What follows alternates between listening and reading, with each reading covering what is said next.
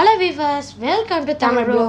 இன்னைக்கான டாபிக் என்ன, football பிளேயர்ல சிறந்தவரான Lionel மெஸ்ஸியோட ஸ்டோரியை பற்றி கொஞ்சம் விரிவாக பார்க்கலாம். இந்த வீடியோ பிடிச்சிருந்தா மறக்காம லைக் பண்ணுங்கள், ஷேர் பண்ணி சப்ஸ்கிரைப் பண்ணுங்கள். மறக்காமல் அந்த பெல் ஐக்கானை கிளிக் பண்ணுங்கள். அப்போ தான் நாங்கள் போடுற ஒரு வீடியோ வந்து சேரும். வாங்க வீடியோக்குள்ளே போகலாம். லியோனல் மெஸ்ஸி ஜூன் 24, 1987 சேர்ந்த அர்ஜென்டினாவில் ரொசாரியா என்ற ஒரு இடத்துல ஸ்டீல் ஃபேக்ட்ரி மேனேஜரான ஜார்ஜ் மெஸ்ஸி என்பவருக்கும் பார்ட் டைமாக மேக்னெட் மேனுஃபேக்சரிங் ஒர்க் ஷாப்பில் வேலை செய்து வந்த செலியா குக்கிட்டீனி என்பவருக்கும் மகனாக பிறந்தார். இவரோட தந்தை வழி குடும்பமானது இத்தாலியில் உள்ள அனகோனா என்ற இடத்தை பூர்வமாக கொண்டது. இவருடைய முன்னோர்கள் வந்து 1883 அர்ஜென்டினாவுக்கு குடியேறினார்கள். இவருக்கு 2 அண்ணன்கள் உள்ளனர். அவங்க பேர் என்னன்னா ரோட்ரிகோ மெஸ்ஸி மற்றும் மேத்தியாஸ் மெஸ்ஸி. இவருக்கு ஒரு தங்கச்சியும் உள்ளனர். அவங்க பேர் என்னன்னா மேரியா சோல். இவருக்கு 5 வயதாகும்போது கிரண்டோலியாவில் உள்ள ஒரு உள்ளூர் கிளப்பில் தன்னோட அப்பாவோட பயிற்சியில் ஃபுட்பால் ஆட ஆரம்பிச்சிருக்காரு. 1995 வந்து இவரோட சொந்த ஊரான ரொசேரியாவை சார்ந்த நியூவெல்ஸ் ஓல்டு பாய் அணிக்கு மாறினார். இவருக்கு 11 வயசு இருக்கும்போது வளர்ச்சி ஹார்மோனில் குறைபாடு இருப்பதாக கண்டறியப்பட்டது. மெஸ்ஸியின் வளர்ச்சியில் பியூனஸ் ஐரிஸ் கிளப் ரிவர் பிளேட்டில் மிகவும் அக்கறை கொண்டிருந்தாலும் இந்த சிகிச்சைக்கு பணம் செலுத்த போதுமான பணம் அவர்களிடம் இல்லை. ஏனெனில் அது ஒரு மாதத்திற்கு $1000 செலவாகும் கூடியதாக இருந்தது.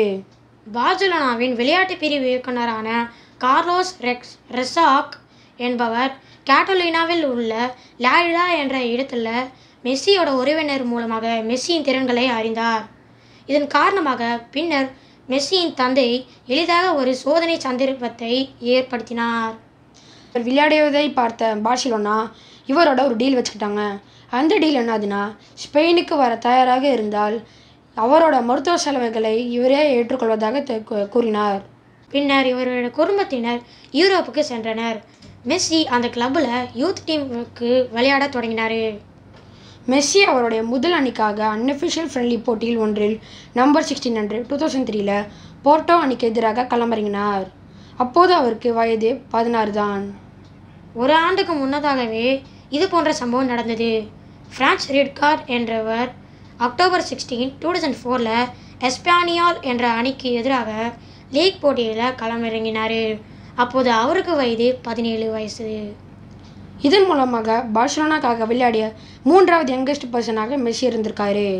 அது மட்டும் இல்லாமல் லாலிகா கிளப்பில் ஆடிய மிக யங்கஸ்ட் பர்சனாக மெஸ்ஸி இருந்திருக்காரு. இந்த சாதனையை வந்து அவரோட சக வீரராக போஜோங் கிரிக் வந்து செப்டம்பர் 2007 முறியடித்தார். பார்சிலோனா கிளப்காக ஆல்பசைட் அணிக்கு எதிராக மே 1, 2005 மெஸ்ஸி முதலாக இவருடைய சீனியர் கோலை அடித்தார். அப்போது அவருக்கு வயது 17. பார்சிலோனாக்காக கோல் அடித்த மிக இள வயது வீரராக இதனால் வரைக்கும் இவர் கருதப்படுறாரு. 2007 இந்த சாதனை போஜன் கிரிக் என்பவர் முறியடித்தார். இவர் வந்து மெஸ்ஸியின் உதவியுடன் கோல் அடித்தார். மெஸ்ஸியின் முன்னாள் கோச்சான ஃப்ராங்கை பற்றி அவர் எப்பவுமே மறக்க மாட்டாராம்.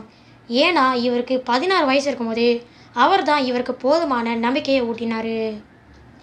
2004 ஜூன் மாதம் அன்னைக்கு அர்ஜென்டினா அணிக்காக முதலில் அதில் பராகுவுக்கு எதிராக 20 வயதிற்கு மேற்பட்ட ஃப்ரெண்ட்லி போட்டியில் விளையாடினார். 2005 நெதர்லாந்தில் நடந்த ஃபீஃபா வேர்ல்ட் யூத் சாம்பியன்ஷிப் போட்டியில் வென்ற அணியில் தான் அவர் இருந்தார். அப்போது அவருக்கு கோல்டன் பால் மற்றும் கோல்டன் ஷூஸ் ஆகிய விருதுகளில் பெற்றார். மெஸ்ஸிக்கு 18 ஏஜ் ஆகும்போது ஆகஸ்ட் 17 அன்று 2005 ஹங்கேரி டீமுக்கு எதிராக முழுமையாக சர்வதேச போட்டியில் விளையாட தொடங்கினார். அதில் வந்து 63வது நிமிஷத்திலேயே அவர் வந்து சப்ஸ்டியூட் பிளேயராக களமிறங்கினார். ஆனால் அந்த 65வது நிமிஷத்திலேயே அவர் திரும்பி அனுப்பப்பட்டார். போட்டியின் ரெஃப்ரி மார்க்கஸ் மர்க் டிஃபென்சிவ் பிளேயராக இருந்த வில்மோஸ் வான்சாக் என்பவர் தன்னுடைய சட்டையை இழுத்தபோது மெஸ்ஸி அவரை முழங்கையால் இடித்ததுனால மெஸ்ஸிக்கு ரெட் கார்டு கிடைச்சது. இந்த முடிவு முறியற்றது என்று கூறப்பட்டது. மர்டோனாவும் இந்த முடிவு முழுமையற்றது என்று கூறினார். செப்டம்பர் 3 அன்று அர்ஜென்டினா வேர்ல்டு கப் தகுதி சுற்றில் ஒன்றில் பராகுவுக்கு விடம் 1.0 என்ற கோல் கணக்கில் தோற்ற போட்டியில் இவர் மீண்டும் களமிறங்கினார். இந்த போட்டியில் முன்னதாகவே அவர் என்ன சொன்னார்னா, இது மீண்டும் எனக்கு முதல் போட்டியே, முதலாவது போட்டி மிகவும் சிறிய கால அளவே இருந்தது என்று கூறினார். அதுக்கப்புறம் அர்ஜென்டினாவுக்காக பெருவை எதிர்த்து களமிறங்கினார். அந்த போட்டிக்கு பின்பு பெக்கர்மேன் என்பவர் மெஸ்ஸியை பார்த்து ஜோலிரி என்று குறிப்பிட்டார். 21 வயசில் பல விருதுக்கான பேலோன் டியார் மற்றும் உலகிலே ஆண்டின் சிறந்த வீரருக்கான ஃபீஃபா விருதுக்கு இவர் பரிந்துரைக்கப்பட்டார். இவர் முதலில் சாதித்த சீசன் 2006 மற்றும் 2007 ஆகும். எல் கிளாசிகோவில் ஹேட்ரிக் கோல் அடித்த முதல் ரெகுலர் பிளேயராக மொத்தம் 26 லீக் போட்டியில் 14 கோல் அடித்த வீரராகவும் விளங்கினார். 2008 பீஜிங்கில் இன்டர்நேஷ்னல் அங்கீகாரத்தை பெற்றார்.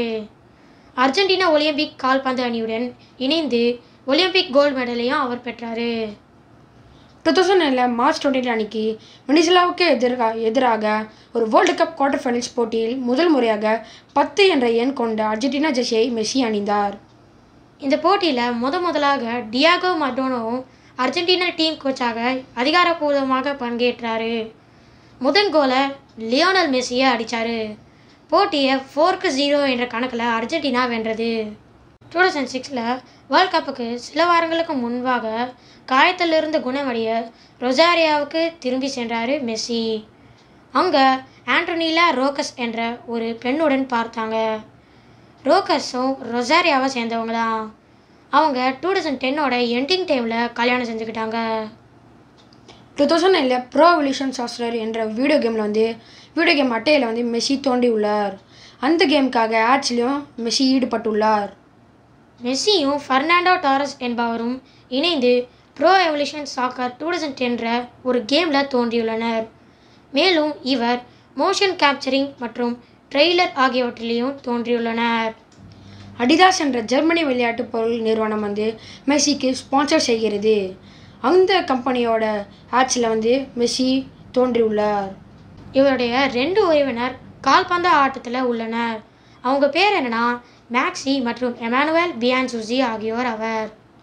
இவருடைய ஆட்ட முறை மற்றும் திறமையின் காரணமாக இவர் ஃபுட்பால் அச்சிவரான டியாகோ மரடோனாவுடன் கம்பேர் பண்ணுறாங்க. மரடோனாவும் இவர் தன்னோட வாரிசு என்று அறிவித்து உள்ளார். இந்த வீடியோ முடிக்கிறதுக்கு முன்னாடி நான் உங்ககிட்ட கேட்கணும்னு நினைக்கிற கேள்வி என்னன்னா, மரடோனா எதுக்கு மெஸ்ஸி தன்னோட வாரிசுன்னு அறிவிச்சார்னு உங்களுக்கு பதில் தெரிஞ்சுன்னா கமெண்ட் பாக்ஸில் கமெண்ட்டை லீவ் பண்ணுங்கள். Until signing off, உங்கள் தேவ். நான் உங்கள் தர்ஷன்.